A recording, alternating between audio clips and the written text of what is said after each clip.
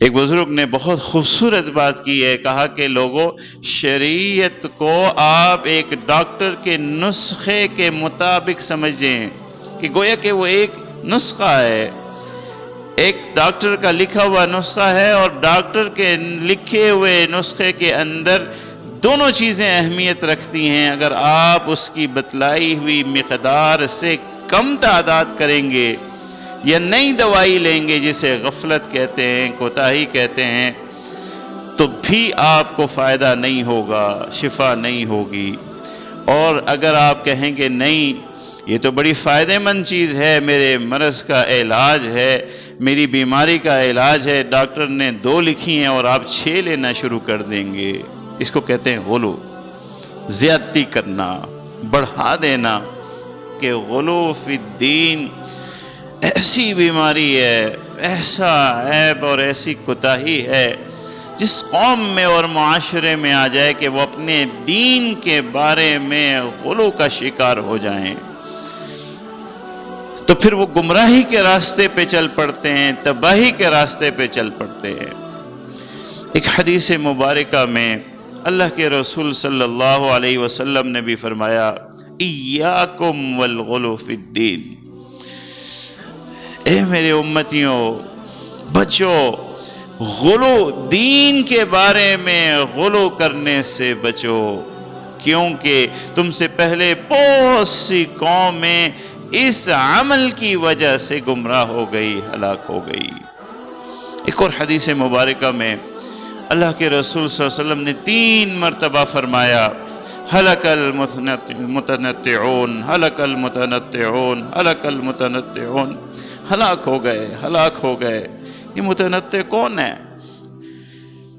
امام نووی رحمت اللہ علیہ فرماتے ہیں، یہ وہ لوگ ہیں، انہیں کہا جاتا ہے جو اپنے دین میں غلو کر لیتے ہیں، غلو کی بیماری کا شکار ہو جاتے ہیں۔ اللہ کے رسول نے فرمایا، ہلاک ہو گئے، ہلاک ہو گئے، راہ حق سے ہٹ گئے، تباہ ہو گئے۔ غلو کیا چیز ہے؟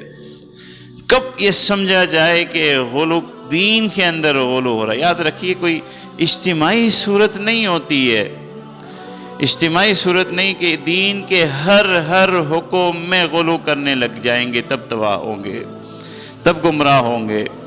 کسی ایک حکم کے بارے میں، کسی ایک شعبے کے بارے میں بھی، اب جیسے یہ نصارہ کے بارے میں یہ حدیث قرآن مجید کی آیت جو میں نے تلاوت کی ہے، یہ اللہ کے نبی کی محبت کے بارے میں انہوں نے غلو کیا۔ اگر آپ اس کی تحقیق کریں، کیوں یہ آیت ان کے بارے میں نازل ہوئی کہ یہ دین میں غلو کرتے تھے؟ حضرت عیسیٰ علیہ السلام جو اللہ کے نبی ہیں، ان کی محبت میں جب انہوں نے غلو کیا، غلو کہتے ہیں حد سے تجاوز کرنے کو، حد سے تجاوز کرنے کو۔ تو جب آپ غلو کریں گے تو پھر کیا ہوگا؟ ڈاکٹر نے لکھی کہ آپ نے 2 گولیاں کھانی ہیں، آپ 6 کھانا شروع کر دیں گے تو بھی آپ کو فائدہ نہیں ہوگا، نقصان ہو جائے گا، ریئیکشن ہو جائے گا۔ تو یہ ہے غلو فی الدین۔ تو دین کے ہر حکم میں اللہ نے حدود متعین کر دی ہیں، جسے فرمایا تلک حدود اللہ فلا تعتدوها۔ اب تمہارا کام یہ ہے کہ ان حدود کے دائرے کے اندر رہو، نہ آپ نے کمی کرنی ہے، جس کو کوتاہی کہتے ہیں، جس کو غفلت کہتے ہیں، کہ اللہ فرما رہے ہیں نماز پڑھو، آپ نماز چھوڑ دیں، نماز نہ پڑھیں، یہ کوتاہی ہے۔ اللہ تبارک و تعالیٰ فرمائیں کہ 5 وقت نماز پڑھو، آپ 3 وقت پڑھ رہے ہیں، یہ کمی ہے، کوتاہی ہے۔ اور نہ اس میں زیادتی کرنی ہے کہ اللہ فرمائیں کہ ظہر کی رکعت 4 پڑھنی ہے اور آپ 6 پڑھنا شروع کرتے ہیں، یہ غلو فی الدین ہے، یہ گمراہی ہے۔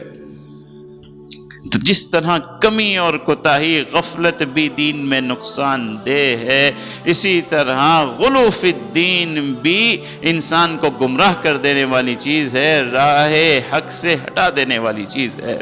تباہی اور گمراہی سے اسے قرآن مجید میں اور حدیث مبارکہ میں تعبیر کیا گیا ہے کہ دین میں غلو نہیں کرنا ہے۔